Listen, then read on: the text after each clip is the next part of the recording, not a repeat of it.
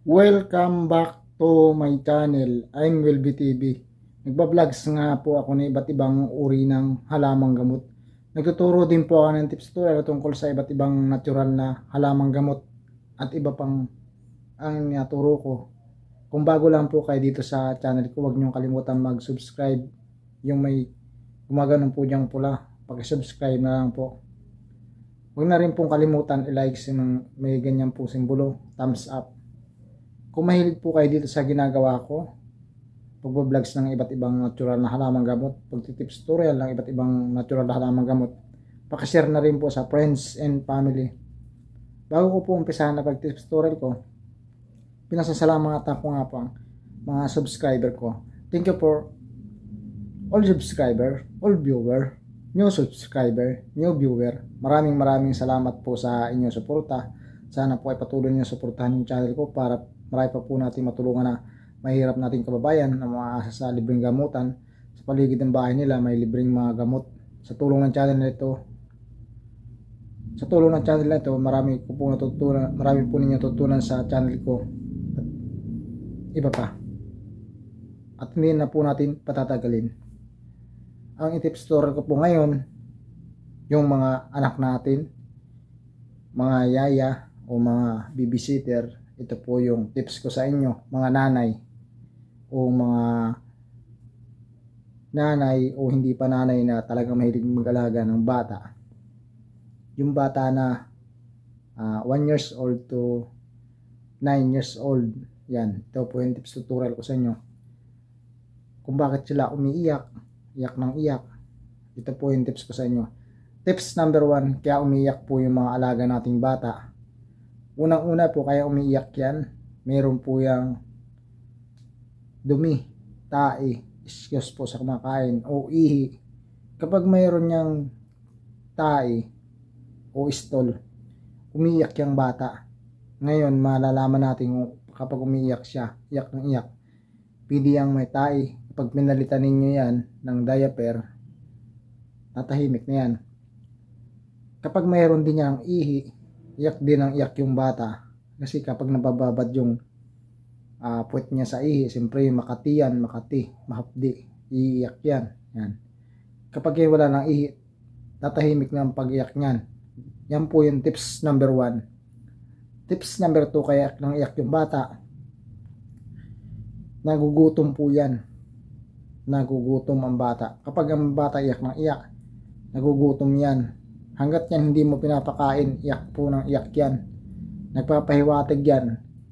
Kung pwede na siyang magsalita, sasabihin nila sa iyo, mama, papa, nagugutom na ako. Diba? Napaka simple kung bakit umiyak yung bata. Yan po yung tips number 2. Tips number 3, kaya yung bata ay umiiyak, pwede yung kinagat ng hayop o pinapangati. Madumi yung lugar na pinaglagyan ninyo. Pwedeng kinagat siya ng ipis, kinagat ng surot, kinagat ng kato, o kinagat ng iba pang hayop. Kaya lalo na kung narinig yung bata na grabe ang iyak, yung parang kumikilkil pa siya ganun, ang ibig sabihin niya nasasaktan, kaya ganun iyak ng bata. Yan po yung tips number 3, pangangati ng bata, kinagat ng hayop.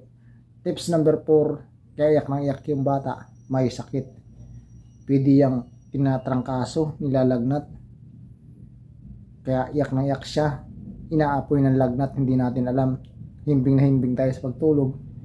Then yung mga tulugin dyan kung gabi, kung may bago kayong alaga na bata, kung ganyan, iyak ng iyak, grabe yung pag-iyak, hipuin ninyo liig, baka yan na inatrangkaso, nilalagnat at may iba pang sakit, sinisipon, inuubo. Yan po yung tips number 4. Tips number 5, kaya iyak ng iyak yung bata, pwede siyang makumbulusyon. Delikado ang kumbulusyon, di ba? Yan yung tips number 5. Ang kumbulusyon, sumasalikad-kad yung mata, tumatarak ang mata niya.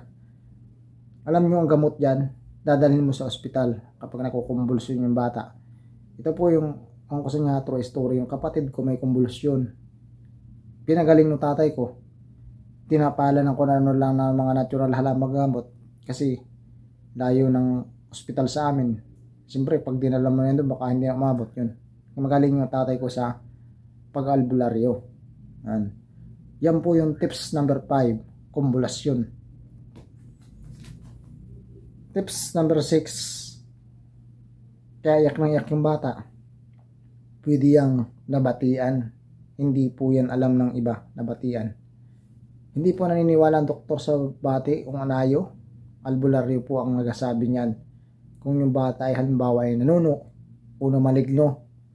Halimbawa, dinaan mo yung bata doon sa balon o dipwel, tapos pinagkatawanan siya ng masamang espiritu o mga naninirahan na sa ibang lugar o naninirahan sa ilalim ng lupa, o pinagkatuwaan siya ng duwende, engkanto, tigbalang, aswang. Yan, iyak na iyak pa rin po yan, yung tips number 6. Ang maganda niyan, dalhin niyo sa albularyo, yung magaling na albularyo, alam niya yan, sinusuuban lang po yung mga bata na ganyan para lumayas yung mga masamang espiritu. Yan po yung gamot dyan. Tips number 7, isang pag-iiyak ng bata. Kapag siya ay naiinitan, kapag siya ay lalamigan, yan po yung tips number 7. Halimbawa ay tag-araw, ang init, wala siyang electric fan, iyak na iyak din po yan. Iyak na iyak. Kasi pwede siyang magkasakit ng bungang araw, bulutong, at iba pa, galis, kung maalikabok doon sa pinaglagyan ninyo, mainit, siyempre may mga alikabok na madumi, pupunta yan doon sa kanyang katawan, lalo kung palaging wala siyang damit. Yung iba, yung baby, di ba, nakatiwangwang lang, may diaper lang. Yeah. Yan po yung tips number 7 sa mga baby na umiiyak. Simulan lang po ninyo hanggang sa una at tapusin po ninyo ang video hanggang sa dulo para meron po kayong experience sa video na to, o matutunan ninyo, pag-aralan ninyo yung video ko kung na-experience ninyo yung pinagsasabi ko dito.